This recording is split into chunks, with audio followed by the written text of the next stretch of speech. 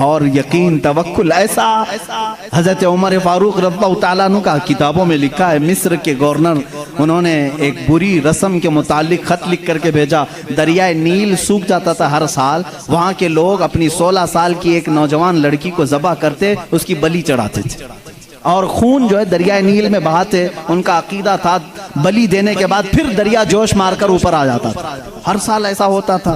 انہوں نے جب اسلامی حکومت وہاں آ گئی تو لوگوں نے وہاں کے گورنر سے، جو مسلمان تھے صحابی تھے، ان سے پوچھا ہر سال ہمارا معمول ہے، اس سال بھی آپ اجازت دیں، جلوس نکالیں گے، ایک لڑکی کو ذبح کریں گے، اس کا خون ڈالیں گے۔ انہوں نے کہا میں تو یہ کام نہیں کروں گا، اور اگر ایسا ہے تو دیکھا جائے گا۔ وہ خاموش رہے۔ دریائے نیل حقیقت میں سوکھ گیا، پانی نیچے چلا گیا، لڑکی کی بلی نہیں دی۔ تو یاد رکھنا شیطان اس طرح کی حرکتیں تمہیں کر کے دکھایا گا تاکہ تمہارا عقیدہ خراب ہو جائے۔ اس گورنر نے حضرت عمر کے پاس خط لکھا کہ اس کا کیا کروں، یہ کیسے حل نکالوں۔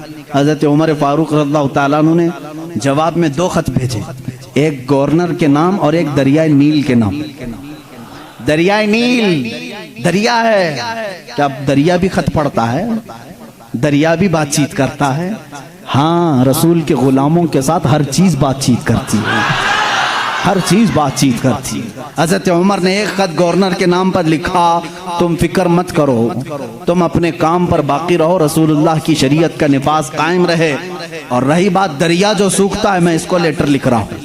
اس کو خط لکھا، کیا بسم اللہ الرحمن الرحیم، اے نیل، یہ خط عمر ابن خطاب رسول اللہ کے خلیفہ کی طرف سے دریائے نیل کے لیے۔ میں کہتا ہوں اے نیل، اگر تو اپنی مرضی سے بہتا ہے تو ہمیں تیرے پانی کی ضرورت نہیں، اور اگر تو اللہ کے حکم سے بہتا ہے تو عمر ابن خطاب رسول کی خلافت کو جو قائم کیا ہے، حکم دیتا ہے کہ اللہ کے حکم سے جاری ہو جا۔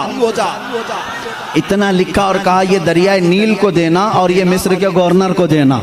خط لے کر کے قاصد آیا، قاصد نے گورنر کو خط پکڑا ہے، گورنر کے نام پر تھا وہ پہنچا، دریائے نیل کے نام پر تھا جو دریائے نیل کو دیا گیا۔ اس وقت موجود مصر کے سارے لوگ شاہد ہیں، اسی وقت دریائے نیل کا پانی جوش مار کر 16 گز اوپر آ چکا تھا۔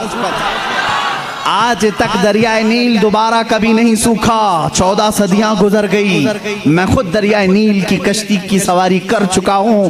مصر میں 5 سال تک قاہرہ میں پانی برستا نہیں، بارش نہیں آتی۔ 5 سال، تقریباً 4 سال تک رہے، ایک دن بھی بارش نہیں دیکھی۔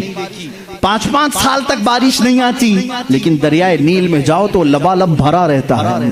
ایسا لگتا ہے کہ خط کا اثر آج بھی باقی ہے۔ رسول اللہ کے غلاموں کی حکومت ہر شے پر قائم ہے، ہر شے پر قائم ہے۔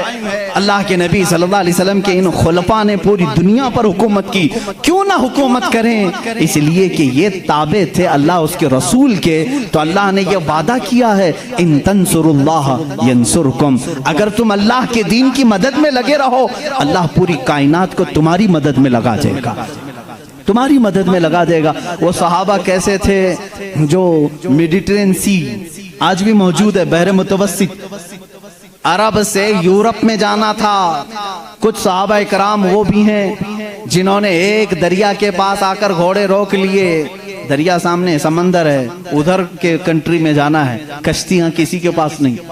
جو جرنیل صحابی تھے، سپہ سالار، سبوں نے کہا کیا کریں، یہاں دریا کشتی کوئی نہیں لایا، ہم واپس چلیں، دوسرا کوئی راستہ دیکھیں۔ اس صحابی نے کہا بہت لمبا سفر کر کے آئے، واپسی کا کوئی راستہ نہیں ہو سکتا۔ کہا سامنے سمندر ہے، کہا ہم رسول کے غلام ہیں، رسول کریم صلی اللہ علیہ وسلم کے غلام ہیں، بھلا آج تک کوئی آندھی ہمارا راستہ روک سکی ہے، کوئی طوفان ہمارا منہ موڑ سکا ہے؟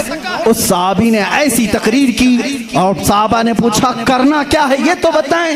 سپہ سالار صحابی نے کہا اللہ کا نام لو، گھوڑے دوڑاؤ، سمندر میں چلتے چلو۔ وہ صحابہ کہتے ہیں سپہ سالار صحابی آگے بڑھتے رہے، سمندر میں گھوڑے دوڑتے رہے، یہاں تک کہ پورے سمندر کا سفر طے ہو گیا، کسی گھوڑے کی ٹاپ پر ایک بوند پانی تک نہ لگا۔ دشت تو دشت ہے، اقبال نے اسی کے لیے کہا دشت تو دشت ہے، دریا بھی نہ چھوڑے ہم نے، بحر ظلمات میں دوڑا دیا گھوڑے ہم نے۔ دی اذانیں کبھی یورپ کی کلیساؤں میں تو کبھی افریقہ کے تپتے ہوئے صحراؤں میں، آ گیا عین لڑائی میں گر وقت نماز، قبلہ روحوں کے زمین بوس ہوئی قوم حجاز، ایک ہی صف میں کھڑے ہو گئے محمود و ایاز، نہ کوئی بندہ رہا نہ کوئی بندہ نواز۔ یہ ہماری تاریخ ہے، یہ ہماری شان ہے۔ سیدنا عمر ابن خطاب رضی اللہ تعالیٰ عنہ کے دور خلافت کے سنہرے کام بہت طویل ہے میرے عزیزو۔ اس نظام عدل کو میں آج بھی چیلنج کرتا ہوں۔ غسان کا ایک بادشاہ اسلام میں آیا ہے، اسلام قبول کر کے آیا ہے، حج کے لیے نکلے خوشی میں سارے مسلمان، حضرت عمر بھی اس میں ساتھ میں تھے، خلیفہ تھے۔ طواف کے دوران اس بادشاہ کی لنگی پر ایک مسلمان کا پیر پڑ گیا، لنگی سرک گئی، اس نے اپنی بے عزتی محسوس کی، تھپڑ مارا کعبے کے سامنے، اس مسلمان کو بہت اس نے مارا، وہ زخمی ہو گئے۔ انہوں نے شکایت کی حضرت عمر فاروق کے پاس۔ عادل وہ عدل کی پیکر جو نظام رسول سے ذرا برابر ہٹ کر کبھی فیصلہ نہیں کرتے۔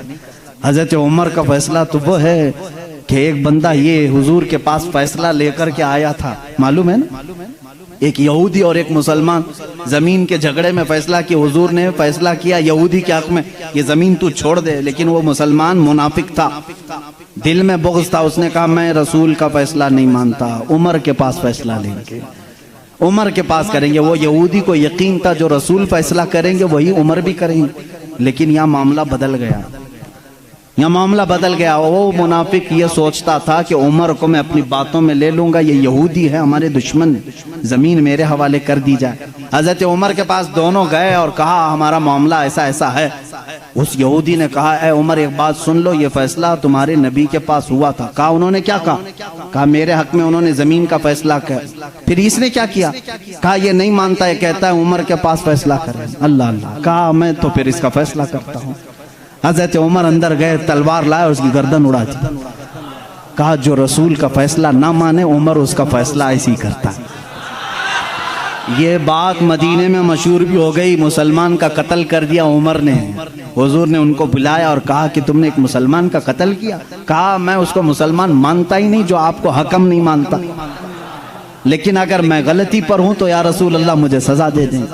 اس وقت تک آیت نہیں آئی تھی، آیت نازل ہوئی، فلا وربک لا یؤمنون حتی یحکموک فیما شجر بینہم۔ اے رسول قسم ہے تمہارے رب کی، اللہ فرما رہا ہے، اللہ فرما رہا ہے اے رسول تمہارے رب کی قسم، وہ ایمان والا ہو ہی نہیں سکتا جو اپنے آپسی معاملات میں آپ کو حکم نہیں مانتے۔ حضور نے فرمایا تب تو عمر نے صحیح فیصلہ کیا۔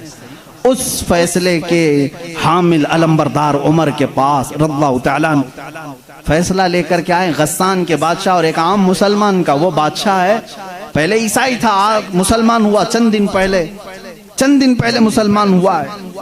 دونوں کا فیصلہ آیا، حضرت عمر نے پوچھا کیا معاملہ ہے؟ وہ غسان کے بادشاہ نے کہا اے عمر امیر المومنین، کیا مجھے بھی کٹہرے میں کھڑا کریں گے؟ میں بادشاہ ہوں غسان کا، آپ مجھے اپنے بازو میں بٹھائیں۔ حضرت عمر نے کہا آج مقدمہ ہے، بادشاہ نہیں، تم بھی وہیں کھڑے رہو گے جہاں مقدمہ کرنے والا کھڑا ہے۔ دونوں کو کھڑا کیا، معاملہ پوچھا تو اس کے بعد حضرت عمر نے کہا تم نے زیادتی کی، اس کا غلطی سے پیر پڑا ہے، ہاں اگر تمہیں لگتا ہے کہ اس نے تمہاری بے عزتی کی تو سزا بھی تھوڑی ہونی چاہیے تھی، لیکن جتنا تم نے اس کو مارا ہے یہ اس کا حق ہے۔